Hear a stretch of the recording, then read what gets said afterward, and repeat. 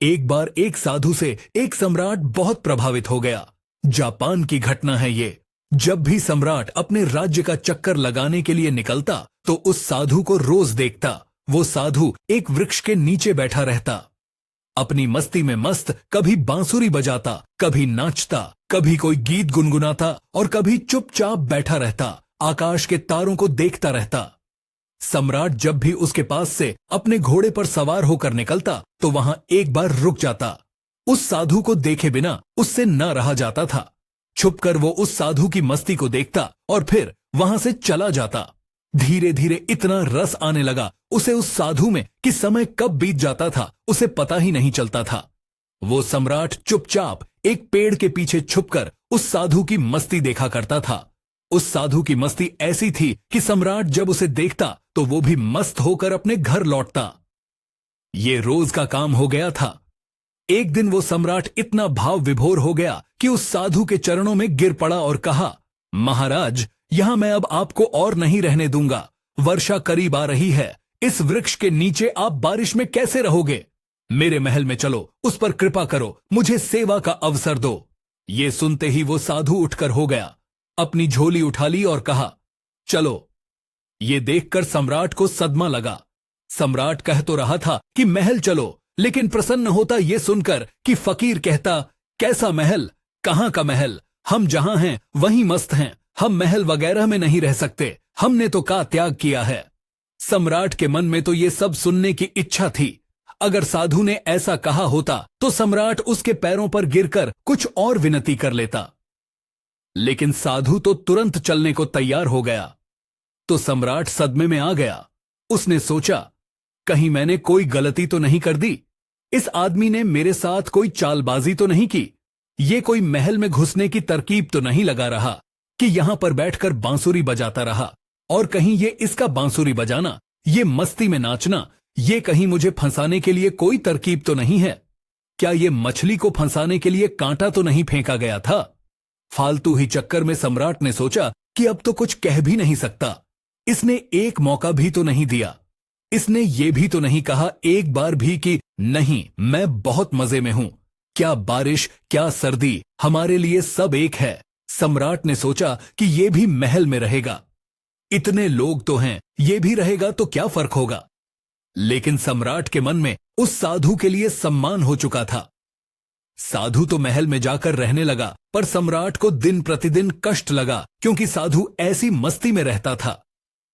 जब यही साधु उस वृक्ष के नीचे मस्त रहता था तो सम्राट के मन में उसके लिए आदर पैदा हो गया था कि ये कैसा गजब का त्यागी है। साधु तो वृक्ष के नीचे भी बांसुरी बजाता था और महल में आकर भी वो बांसुरी ही बजाता था, लेकिन अब वो मखमल के गद्दों पर बैठकर बांसुरी बजाता था। ये सब देखकर सम्राट की छाती पर सांप लौट जाता था कि कहां का आदमी मैं उठा लाया। ये कोई साधु ही है। सम्राट से भी ज्यादा शान से वो रहता था। सम्राट को तो कुछ चिंता फिक्र भी थी। आखिर अपना साम्राज्य, अपना महल, अपनी धन दौलत, चिंताएं थीं, लेकिन उस साधु को तो कोई चिंता नहीं थी। वो तो बांसुरी बजाए, नाचे, मस्त भोजन करे। 6 महीने किसी तरह सम्राट ने बर्दाश्त किया, लेकिन बात गई। सम्राट के लिए सहना मुश्किल हो गया। एक दिन सम्राट ने कहा, महाराज, एक निवेदन करना है।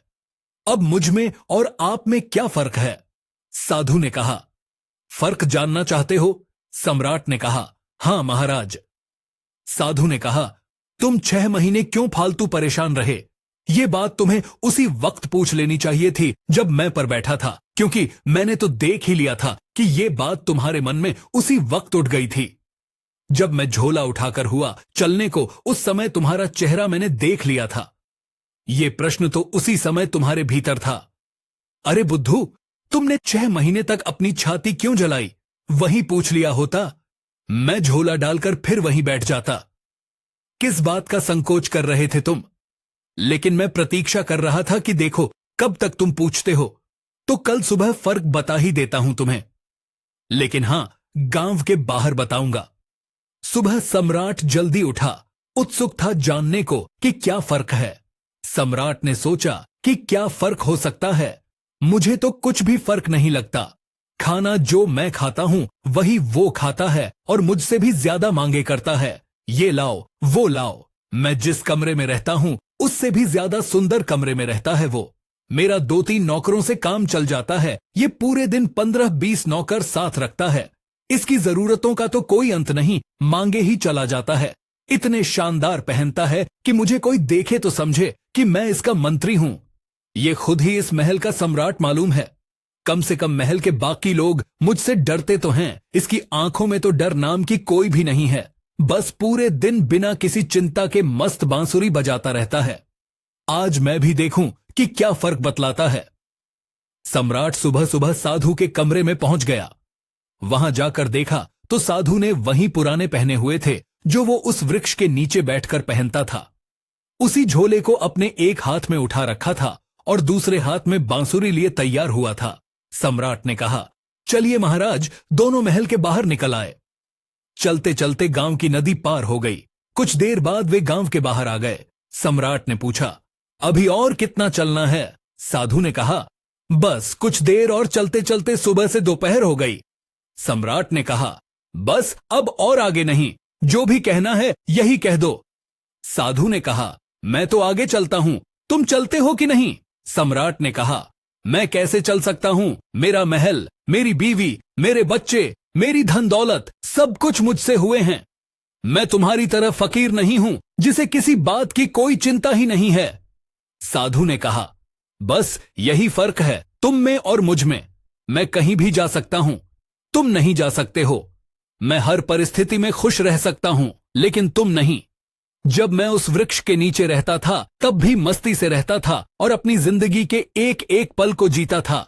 जब मैं तुम्हारे महल में चला गया वहां भी मैंने अपने अनमोल जीवन के एक एक क्षण को पूरी मस्ती के साथ जिया। अब जब मैं कहीं और चला जाऊंगा तब भी ऐसे ही जीऊंगा। हम जहां जिस वक्त रहते हैं पूरे तरीके से वही रहते हैं। हम ना तो अपने बीते हुए कल के बारे में सोचकर पश्चाताप करते हैं और ना ही भविष्य की चिंता करके अपने वर्तमान को खराब करते हैं। हम तो बस आज में जीते हैं क्योंकि हम समझ चुके हैं कि जीवन तो आज में है, अभी इसी पल को जीने में है। बस यही छोटा सा फर्क है तुझ में और मुझ में कि तुम्हें परिस्थितियां चलाती हैं और हम परिस्थितियों को चलाते हैं। तुम खुश रहोगे या दुखी रहोगे क्या तुम्हारे आसपास होने वाली घटनाओं पर निर्भर नहीं करता है ये, लेकिन हमारे लिए ये घटना जिंदगी का एक हिस्सा मात्र है। अचानक सम्राट को महसूस हुआ कि अरे ये मैंने क्या कर दिया, इतने अद्भुत आदमी को गवा दिया। 6 महीने इसके साथ सत्संग भी ना कर पाया। सत्संग करता भी क्या खाग। मेरे मन में तो यही चल रहा था कि ये तो एकदम साधारण आदमी निकला, खोटा सिक्का निकला जिसके ऊपर सोने की पॉलिश खुदी हुई थी, लेकिन अंदर से मिट्टी निकला। तुरंत ही सम्राट साधु के पैरों पर गिर बोला, नहीं महाराज, आगे नहीं जाने दूंगा। साधु ने कहा, देख मुझे कोई परेशानी नहीं है, ये रहा तेरा, मैं फिर इसी पर महल में वापस चला जाऊंगा, लेकिन फिर तुझे परेशानी होगी। ऐसा सुनते ही सम्राट के मन में वही विचार आया कि अरे ये साधु तो फिर से आसानी से मान गया। साधु ने सम्राट के चेहरे की तरफ ध्यान से देखा और फिर बोला, लेकिन नहीं, मैं नहीं आऊंगा, क्योंकि तू फिर नहीं सुधरेगा। फिर तुझे परेशानी होगी और तू फिर से चिंता में जाएगा। हमारा क्या, हम तो सन्यासी हैं, हमारे लिए तो महल और जंगल सब एक जैसे हैं।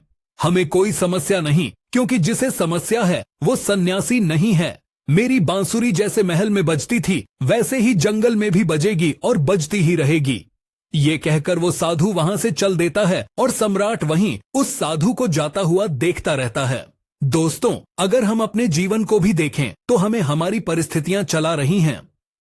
असलियत में एक इंसान अपनी परिस्थितियों का गुलाम होता है।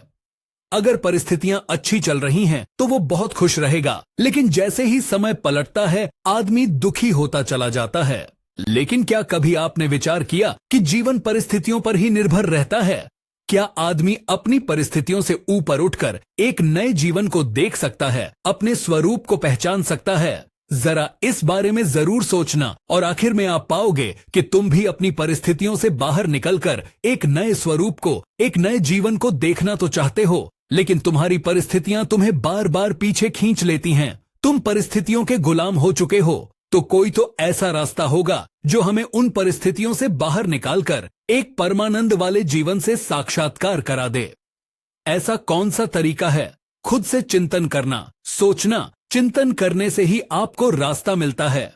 मैं आपको सब कुछ नहीं बता सकता, एक राह दिखा सकता हूं, लेकिन उस पर चिंतन तो आपको ही करना होगा। तो दोस्तों, कैसी लगी ये कहानी आपको कमेंट सेक्शन में जरूर बताना, और अगर अच्छी लगी हो तो इस चैनल को सब्सक्राइब जरूर कर लेना। तो मिलते हैं अगली किसी कहानी में, तब तक के लिए अपना ख्याल रखें।